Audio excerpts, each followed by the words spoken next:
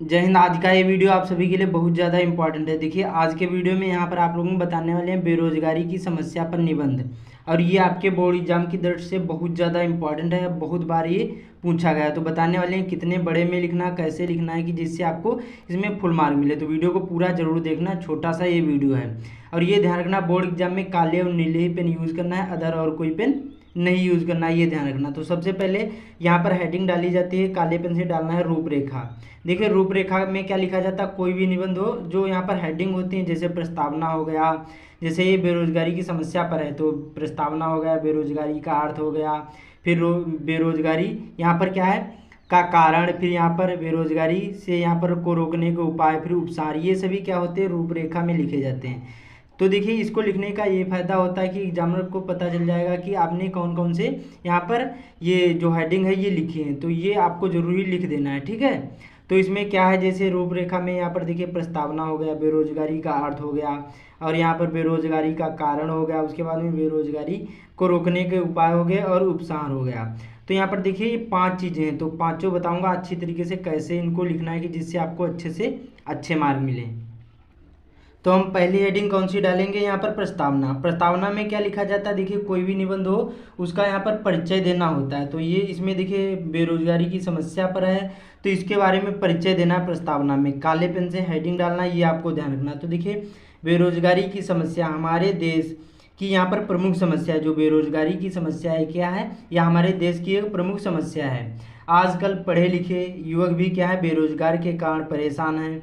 देखिए, चाहे हम हो या आप हो, जितने भी यहाँ पर युवक हैं, जो ही यहाँ पर युवा हैं क्या है पढ़े लिखे, सब या पढ़े लिखे गए बराबर है, क्योंकि इसमें कोई बेरोजगारी के यहाँ पर के कारण बहुत ही परेशान है। इसलिए यहाँ पर क्या है, इसमें प्रस्तावना में लिखना। उसके बाद में समझ में आए, बेरोजगारी की समस्या हमारे देश की प्रमुख समस्या है। आजकल पढ़े लिखे युवक भी बेरोजगार के कारण परेशान है। उसके बाद में इसी में लिखना है, लोगों ने अपने परंपरागत जाति व्यवसाय छोड़ दिए हैं। अब देखिए, जैसे यहाँ पर परंपरागत जाति व्यवसाय कौन से होते हैं, जैसे यहाँ पर देखिए, जैसे बढ़ई ने अपने क्या है, जो उसने लकड़ी का जो काम होता है उसने छोड़ दिया, लोहार लोहा का काम छोड़ दिया। तो इससे क्या है, जो परंपरागत जाति व्यवसाय थे उनको छोड़ दिया, इससे क्या है ज़्यादा बेरोजगारी बढ़ रही है। तो ये सभी इसी में लिखना है। उसके बाद में आगे लिखना है, इसी में लोगों ने अपने परंपरागत जातीय व्यवसाय छोड़ दिए हैं। उसके बाद में चोरी डकैती हिंसा आत्महत्या आदि अनेक समस्याओं का मूल कारण बेरोजगारी है।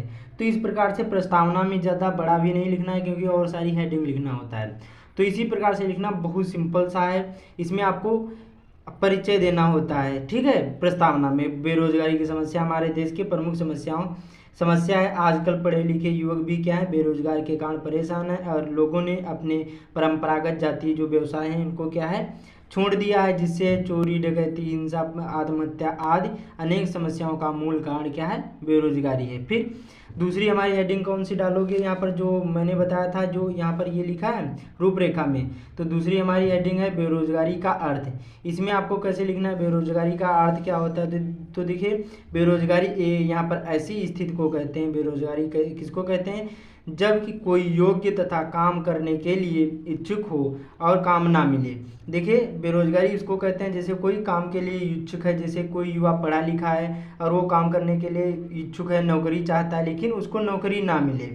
तो क्या है, उसको नौकरी ना मिले तो क्या, या फिर काम ना मिले तो उसको क्या बोलते हैं, बेरोजगारी का अर्थ बोलते हैं। तो समझ में आया बेरोजगारी का अर्थ क्या होता है। जैसे कोई हम या आप कोई भी पढ़े लिखे अच्छी तरीके से शिक्षित हैं, लेकिन जो यहाँ पर हम काम करने के लिए इच्छुक हैं, लेकिन क्या है हमें नौकरी नहीं मिल रही, तो क्या है ये बेरोजगारी का अर्थ है। और देखिए, बेरोजगारी में ये नहीं आते हैं जैसे बालक, वृद्ध, और यहाँ पर रोगी, असक्षम और अपंग व्यक्तियों को बेरोजगारी की श्रेणी में नहीं रखा गया है। देखिए, बालक हों या वृद्ध जैसे जो बूढ़े लोग हों, या कोई रोगी हो या असक्षम हो, मतलब अच्छी तरीके से उस काम को करने के लिए असक्षम हो या अपंग हो, इन व्यक्तियों को क्या है बेरोजगारी की श्रेणी में नहीं रखा गया। और कुछ गलत हो जाए तो एक बार काटना है, ज़्यादा उसको हाईलाइट नहीं करना है, ये आपको ध्यान रखना है।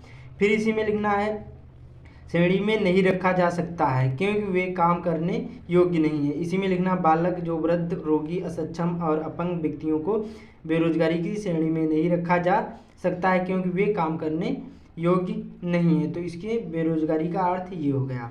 अब तीसरी हमारी हेडिंग पड़ेगी बेरोजगारी का कारण।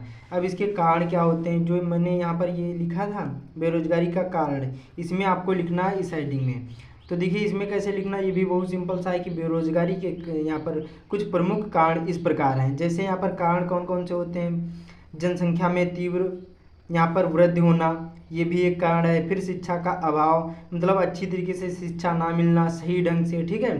फिर वैज्ञानिक उपकरणों का अधिक यहाँ पर मात्रा में उपयोग। अब देखिए जैसे यहाँ पर मशीनों को ज़्यादा, वैज्ञानिक जो उपकरण होते हैं उनका ज़्यादा उपयोग होगा तो हमारे जैसे बहुत सारे लोगों को क्या है, काम नहीं मिलेगा। तो ये क्या है, बेरोजगारी के कारण ही हैं। ज़्यादातर वैज्ञानिक उपकरणों का अधिक मात्रा में उपयोग करना। फिर कृषि का पिछड़ापन, अच्छी तरीके से जो कृषि ना होना, इसमें भी क्या है, बेरोजगारी का कारण है भारी। उसके बाद में भारी जनसंख्या में शरणार्थियों का आगमन। अब दूसरे देश से अपने देश में जो शरणार्थी होते हैं, जो दूसरे देश से हमारे देश में आते हैं, ये भी क्या है, बेरोजगारी का एक प्रमुख कारण है। इससे क्या है, जनसंख्या ज़्यादा बढ़ती है और सरकार नौकरी भी नहीं दे पाती या फिर कोई काम धंधा भी नहीं दे पाती। उसके बाद में सरकारी नौकरी में कमी आज बेरोजगारी के कारक हैं या फिर कारण है, ठीक है, यहाँ पर कारण होगा, ठीक है। तो इस प्रकार से कारण में लिखना बहुत सिंपल सा होता है, समझ में आया। अगली हेडिंग यहाँ पर डालना है बेरोजगारी को रोकने के उपाय। अब इसको रोका कैसे जा सकता है, देखिए अपने मत देने होते हैं, जो आपको पता हो उसी प्रकार से लिख देना। तो कैसे लिखना है, बेरोजगारी रोकने के लिए निम्न तरीके अपनाना चाहिए। जैसे जनसंख्या वृद्धि पर नियंत्रण, परिवार नियोजन को विस्तारित करना। उसके बाद में कुटीर उद्योगों का विकास। कुटीर उद्योग जो छोटे छोटे यहाँ पर उद्योग होते हैं गाँव में या शहरों में, छोटे छोटे शहरों में, उन्हीं को क्या बोलते हैं, कुटीर उद्योग बोलते हैं। जैसे यहाँ पर कोई कपड़े का काम होना छोटे मोटे, या फिर यहाँ पर कोई काम धंधा छोटे छोटे जो गाँव में होते हैं, उनको कुटीर उद्योग बोला जाता है। फिर यहाँ पर देखिए शिक्षा प्रणाली को विकसित करना, ये सभी रोकने के उपाय हैं, ठीक है। फिर कृषि के विकास में यहाँ पर के साथ साथ पशुपालन, मत्स्य पालन, मुर्गी पालन को भी विकसित करना चाहिए। इससे क्या है, लोगों को रोजगार मिलेगा। फिर यहाँ पर इसी में लिखना है कि सड़कों का निर्माण आदि, ये सभी क्या है, रोकने के उपाय हैं। तो आप लोग अच्छी तरीके से देख लेना। अब देखिए यहाँ पर अगला हमारा आता है उपसंहार। और ये ध्यान रखना, जब भी आप लोग निबंध लिखोगे, कोई भी निबंध हो, तो आपकी दो चीज़ें सही होनी चाहिए, प्रस्तावना और आखिरी में उपसंहार। दो ही चीज़ें मेन एग्जामिनर जो होते हैं, दो ही चीज़ें देखते हैं। तो प्रस्तावना में आपको परिचय देना होता है, उपसंहार होता है वो आखिरी होता है, उसमें आपको अपने मत देना होता है कि आप इसके बारे में क्या सोचते हैं। तो इसमें देखिए लिखना आपको, जैसे उपसंहार में बेरोजगारी को रोकने के यहाँ पर को दूर करने के लिए या फिर रोकने के लिए या फिर दूर करने के लिए क्या है, हमें एकजुट होकर प्रयास करना चाहिए एवं कम दरों पर क्या है, काम नहीं करना चाहिए। हमें स्वयं का क्या है, छोटा उद्योग शुरू कर देना चाहिए या फिर काम धंधा शुरू कर देना चाहिए और लोगों को रोजगार दे सके, ऐसा काम करना चाहिए या फिर कोई ऐसा उद्योग आपको करना चाहिए। फिर बहुत ही ज़रूरत पड़ने पर मशीनों का प्रयोग करना चाहिए और सरकार को भी लोगों को क्या नौकरी प्रदान करनी चाहिए। तो ये यहाँ पर उपसंहार में लिखना है। तो इसी प्रकार से लिखना बहुत सिंपल सा होता है, मैंने सारी चीज़ें बता दी हैं। इसी प्रकार से लिखोगे तो आपको अच्छे से अच्छे मार्क मिलेंगे। तो उम्मीद करता हूँ आप लोगों को समझ में आ गया होगा।